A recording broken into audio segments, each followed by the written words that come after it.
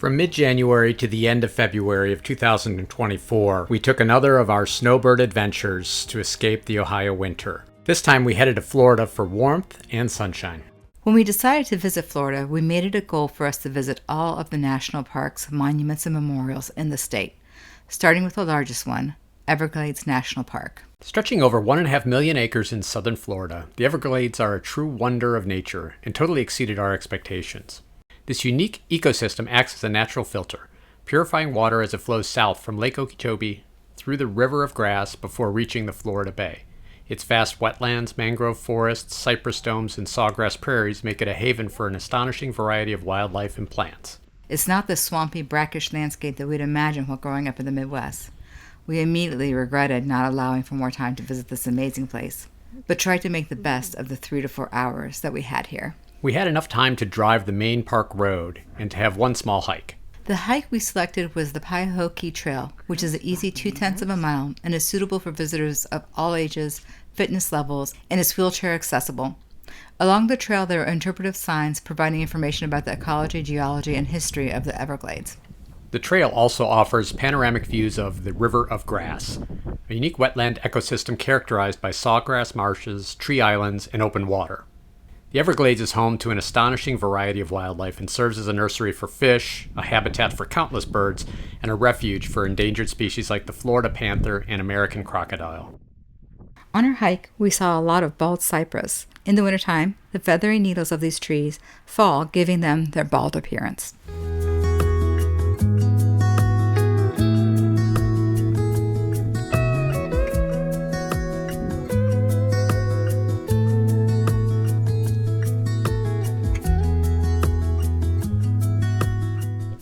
After our little hike, we continued down to the southern terminus of the main park road, which was the Flamingo Visitor Center.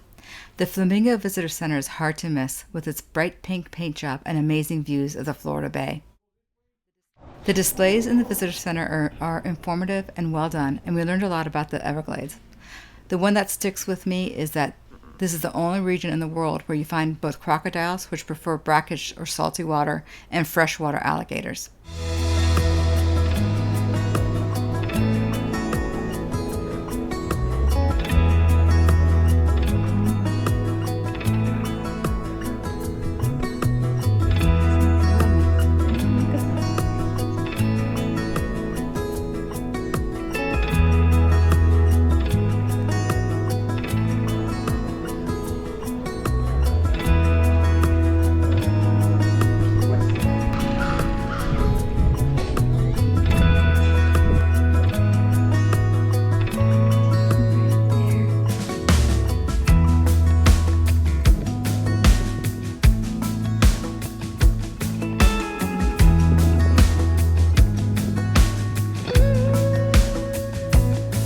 Sometime in the future, I would love to come back and camp here. There's a campground and tons of activities. So I grabbed some info to help plan our next visit here. But for today, it was time for us to head back to the main park road. At the north end of the main park road, we visited the Ernest F. Coe Visitor Center, which had some wonderful exhibits as well. It had a movie about the Everglades and an exhibit where you could hear the various sounds that the wildlife makes, including the sound of an alligator which rumbled through the entire visitor center.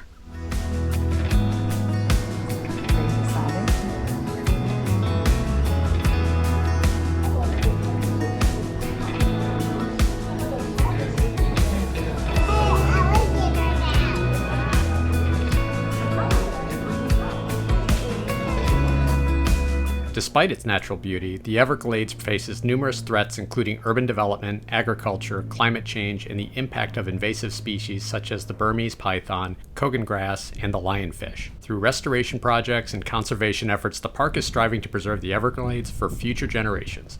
It's truly an amazing place, and we'd love to visit it and explore it in greater detail in the future. Next, we visited the Biscayne National Park.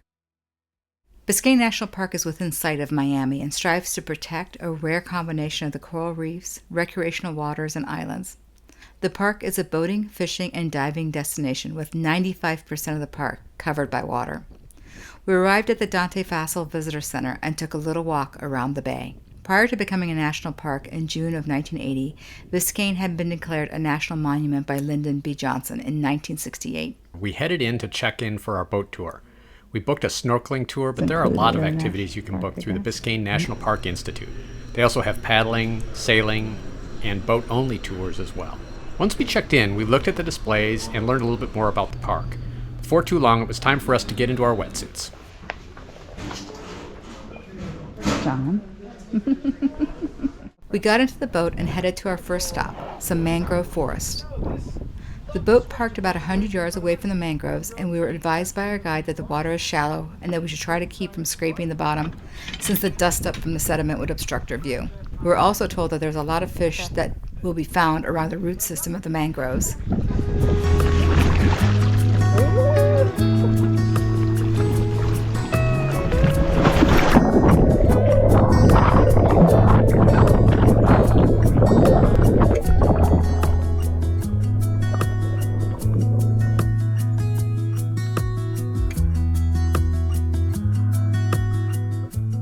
The mangroves serve as a type of fish nursery where the baby fish are taken care of until they're big enough to swim out to the sea.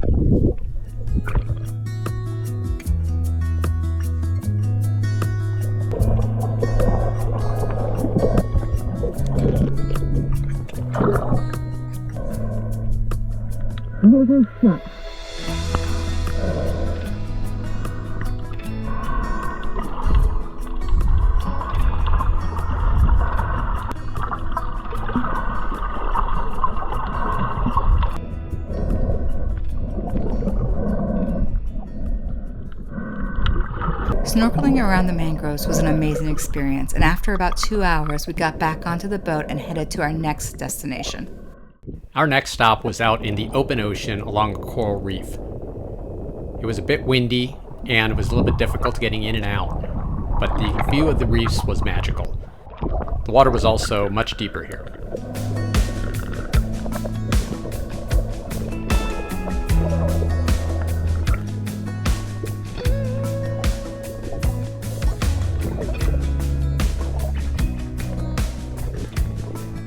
Like many of the reefs around the world, these reefs were experiencing bleaching out due to the high sea temperatures in recent years. But nonetheless, we really enjoyed floating and watching the underwater world beneath us.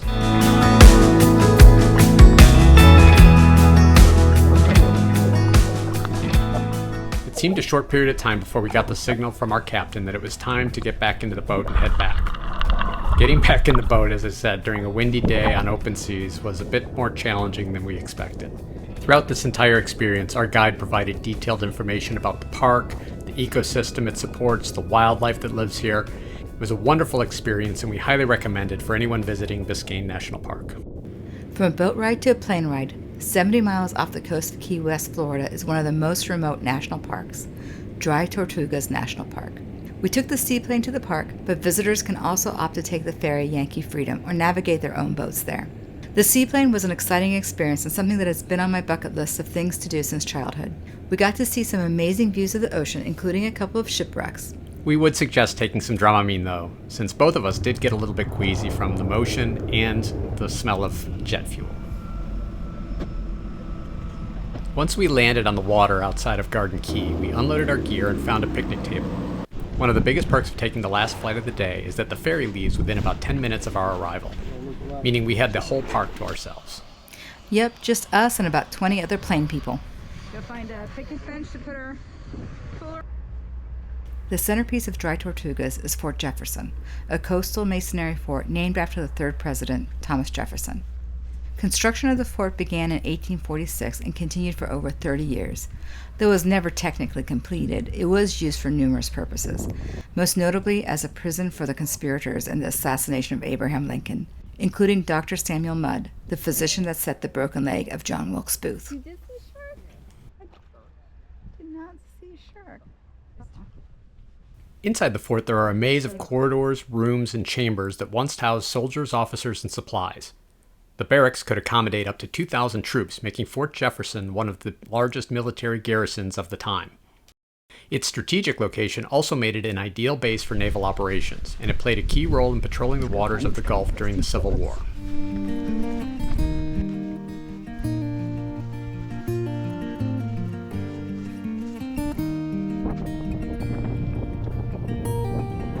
Whenever I'm off to find a sunset, a flavor of a memory. Whenever all the stars above are shining, then I know I'll never be alone. Wherever all my wishes may be heading, a part of us will never leave. Oh, wherever in the world you may be hiding, in a while I know you're coming home. Tonight I know you will be coming home. Built with over 16 million bricks, it is one of the largest masonry structures in the Western Hemisphere. The fort is hexagonal in shape, with massive walls rising up 50 feet high and enclosing an area over 16 acres. Its sheer size and formidable appearance served as a deterrent to potential enemies and made it a symbol of American military strength during the 19th century. Snorkeling is a popular activity when in dry Tortugas, but the seas were pretty rough this day, so no one from our group ventured out. We've heard that beneath its surface is teeming with colorful coral reefs, tropical fish, and even the occasional sea turtle or dolphin. There's also a lot of bird activity at the dry Tortugas. During the winter months, Bush Key is closed to visitors to protect the nesting sooty and knotty terns, as well as many other species of birds. We could see them from the beach, but would need a longer lens to be able to get any great pictures. Bring binoculars or a long lens if you want to observe the birds. Get to you.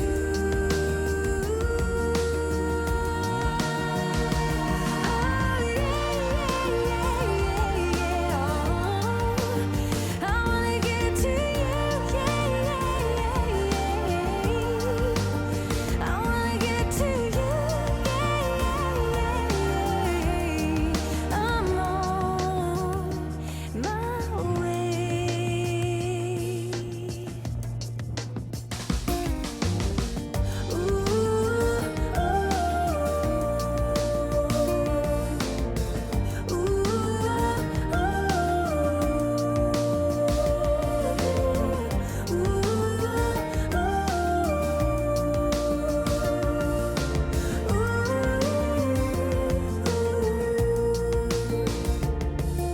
Whenever I'm off to find a sunset,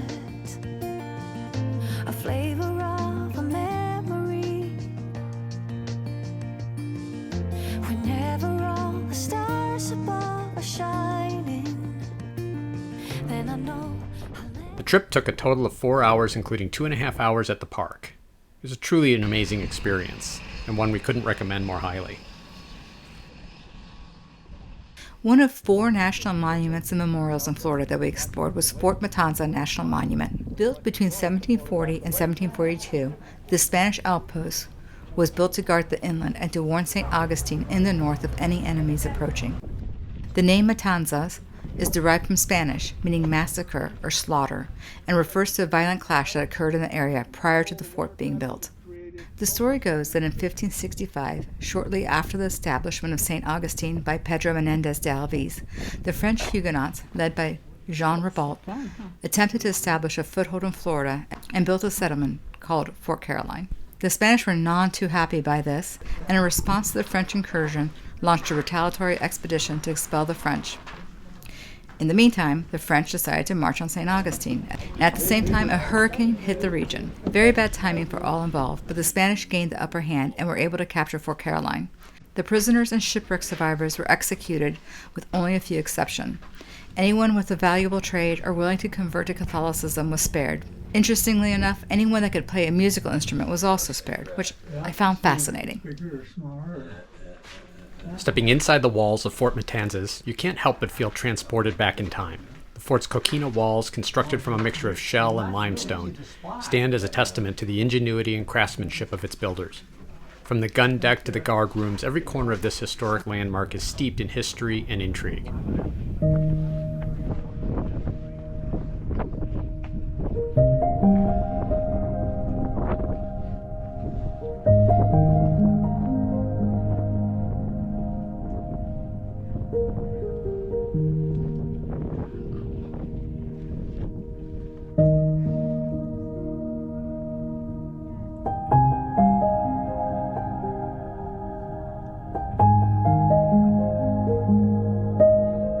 we had the privilege of speaking with Steve, a park ranger and expert on the history of Fort Matanzas, about the importance of preserving this historic landmark for future generations. Steve shared insights into ongoing conservation efforts and the role that visitors can play in safeguarding this invaluable piece of our collective heritage. Maritime forest reserved on ancient dunes. After the tour of the fort, we took advantage of the hiking trails available at the National Memorial and got a good stretch of the legs in before we headed out to our next destination.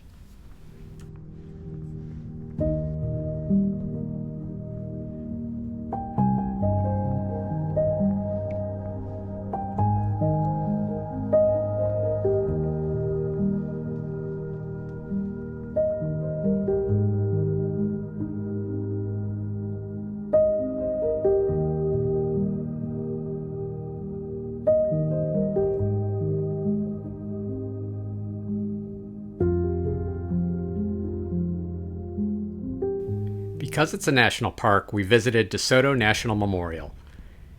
DeSoto National Memorial is found along the shores of Tampa Bay, and it commemorates the Spanish explorer Hernando de Soto and his expedition's landing in 1539. The actual landing point is about 10 miles north of the memorial. A replica of Camp Uzadi can be found at the front entrance of the memorial. The camp served as a strategic outpost for the Spanish explorers, providing a place to rest, resupply, and coordinate their activities. The exact location of the camp is debated among historians, but is believed to have been situated somewhere along the shores of Tampa Bay. Inside the visitor center is a treasure trove of exhibits and artifacts that bring the story of De Soto's expedition to life. Interactive displays, authentic relics, and informative videos provide insights into the lives of the European explorers and indigenous peoples.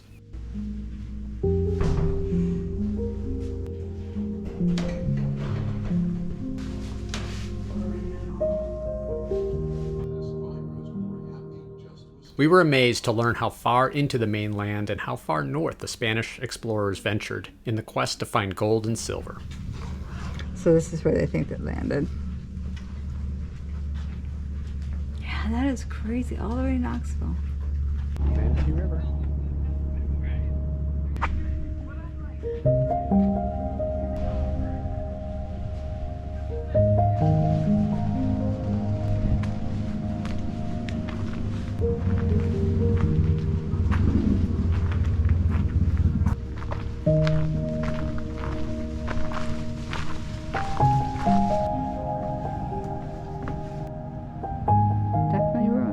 There are also quite a few miles of scenic trails throughout the park that offer views of Tampa Bay and native wildlife. All right. And one boat that has gone astray. Drunk or dumb? Does it have to be one or the other? Does not. Well, but it's not a wild hog. It's a win whenever you learn something, right? If in the area, stop by and see this small but interesting national memorial. Located alongside the St. John River in Jacksonville is Fort Caroline National Memorial. Named in honor of King Charles IX of France, this memorial commemorates the brief but impactful presence of French Huguenot settlers who established Fort Caroline in the 16th century. These were the French Huguenot settlers we learned about at Fort Matanzas. To access the fort, we first went to the visitor center at Tamaquen Preserve and then followed the signs to the French Memorial Trail. The trail leads first to replicas of indigenous buildings of the Tamaquen tribe. The Tamaqua were Native American people who inhabited the region of present-day North Florida and southeastern Georgia. At first, the French settlers had relatively friendly interactions with the Tamaquans, establishing trade relationships and alliances. The Tamaquans viewed the French as potential allies against their enemies, including the rival indigenous groups and the Spanish. The French settlers relied on Tamaquans for assistance with food, supplies, and knowledge of the land. Over time, tensions arose between the two, partly due to misunderstanding, but also because the French did not provide as much support against their enemies as the Tamaquans wanted. The trail continues down to the river where we find the replica of Fort Caroline.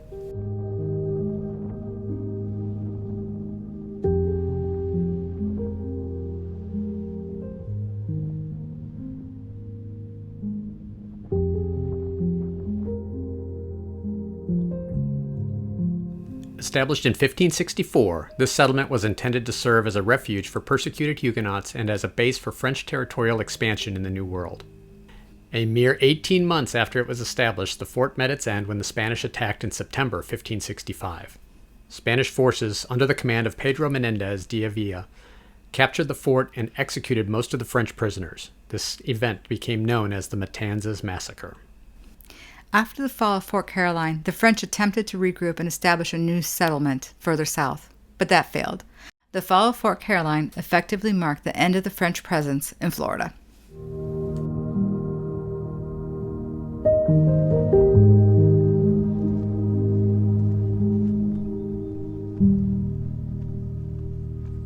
A short drive from the fort is the Ribault Monument, dedicated to Jean Ribault, who landed at the mouth of St. John's River in 1562 and claimed this land for King Charles IX. The column stands on St. John's Bluff, overlooking the river and providing panoramic views of the surrounding landscape.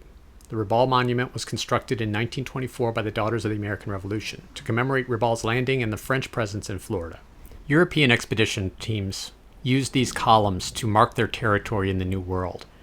Recently, there was a French shipwreck discovered that had a number of these columns.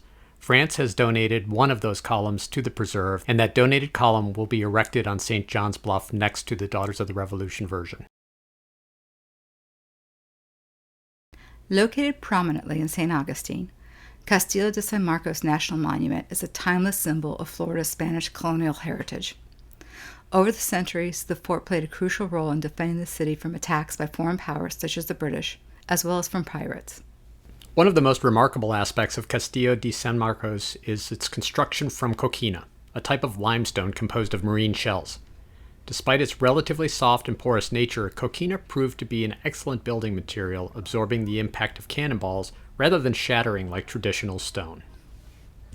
Designed in the distinct Spanish military style known as bastion system, Castillo de San Marcos is characterized by its star-shaped layout with projecting bastions at each corner. This innovative design allowed for maximum defensive capabilities, enabling the fort to withstand attacks from land and sea.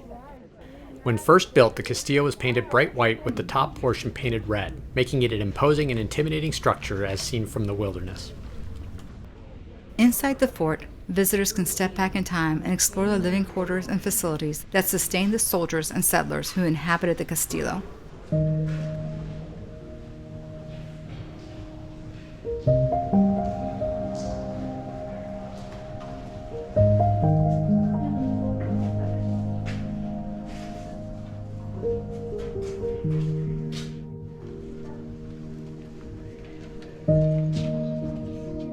I really liked a display that showed the soldiers throughout time that served in the Castillo. It does a good job showing how many times it changed hands. The last time the Castillo de San Marcos saw military action was during the American Revolutionary War, when it was under British control. However, it still served various functions, including as a military prison and a coastal defense post.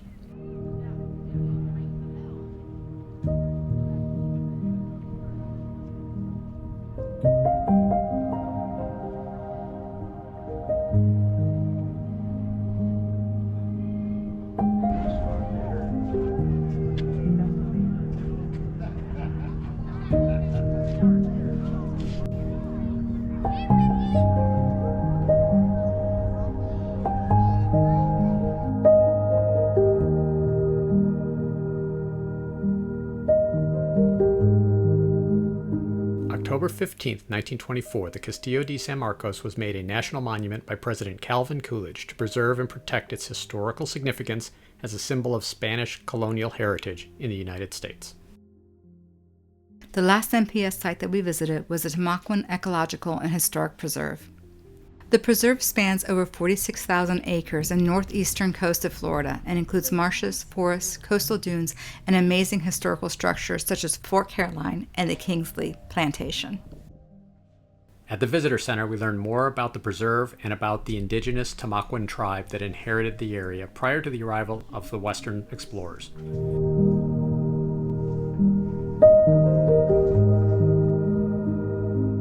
There are miles of trails here. However, the weather was not great, and any major hikes were out of the question. So instead, we decided to explore the historical structures, like Fort Caroline and the Kingsley Plantation.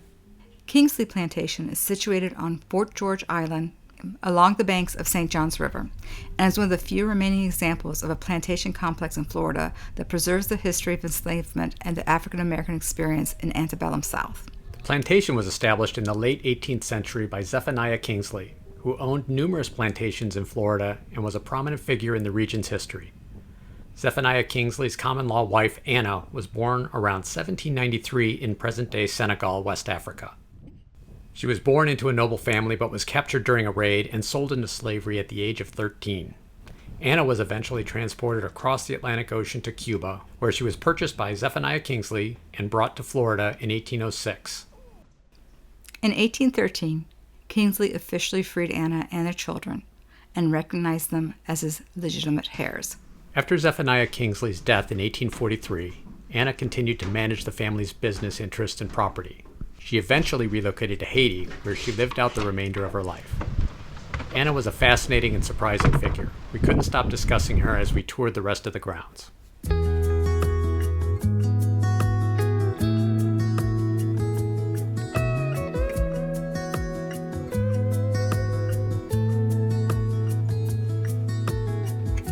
Killing time, Friday night.